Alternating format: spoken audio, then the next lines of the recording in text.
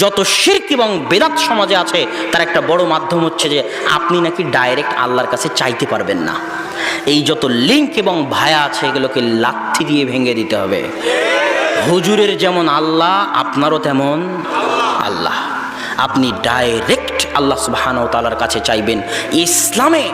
ইসলামের সবচেয়ে বড় দর্শন, সবচেয়ে বড় শর্ত, সবচেয়ে বড় বৈশিষ্ট্য হচ্ছে বান্দা এবং আল্লাহর মাঝে কথা বলতে কোনো মাধ্যম লাগে না। আপনি গুনাহ করেছেন, দরজা বন্ধ করে দিয়ে আপনি আল্লাহর কাছে দোয়া করেন। আপনার পিতা মারা গেছে, আপনি আল্লাহর কাছে দোয়া করেন। অন্য কাউকে দোয়া করার জন্য ভাড়া করতে হবে। ইসলাম ভাড়াটে ধর্ম নয়, ইসলাম ভাড়া দিয়ে চলে না। তো যত শিরক বিদআত সমাজে প্রচলিত আছে সব শিরক বিদআতের ভিত্তি হচ্ছে আপনি মনে করেন আল্লাহর কাছে কিছু চাইতে হলে মাধ্যম লাগবে। জি না, আপনার আল্লাহ আপনি চাইতে শিখেন। আল্লাহ সুবহানাহু ওয়া তাআলা চাওয়াকে পছন্দ করে।